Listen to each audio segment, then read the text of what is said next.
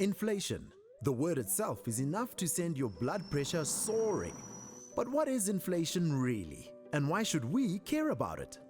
Inflation is simply an index, a measure of how the prices of a basket of consumer goods and services change over time in an economy.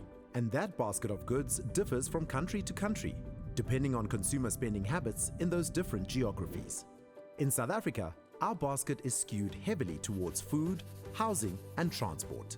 So, what drives variations in the price of consumer goods and services? There are two main drivers: cost-push inflation and demand-pull inflation. Cost-push inflation is driven by supply-side factors. It works like this. Higher commodity prices such as grain, gold, oil, and gas lead to a rise in input costs for manufacturers. They then pass this cost on to the consumer in the form of increased selling prices. Demand-pull inflation is driven by demand-side factors. It works like this. When many people buy the same goods, or when consumers have excess money to spend, it leads to increased spending. This increased demand means companies can increase their prices without much impact on their sales volumes.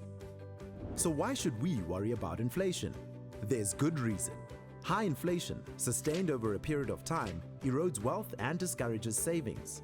It inhibits growth by depleting spending power and widens the income gap.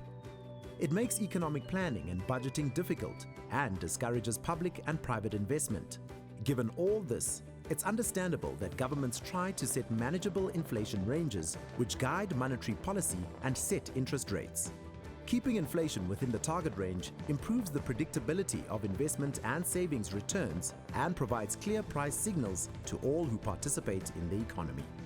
This in turn creates the necessary conditions for fixed investment and sustainable, higher economic growth.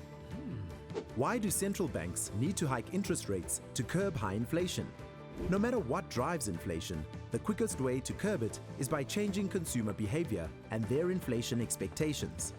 By increasing interest rates, the average consumer, who typically has debt, will have less disposable money available. With less money in their pockets, consumers adjust their behavior by spending less.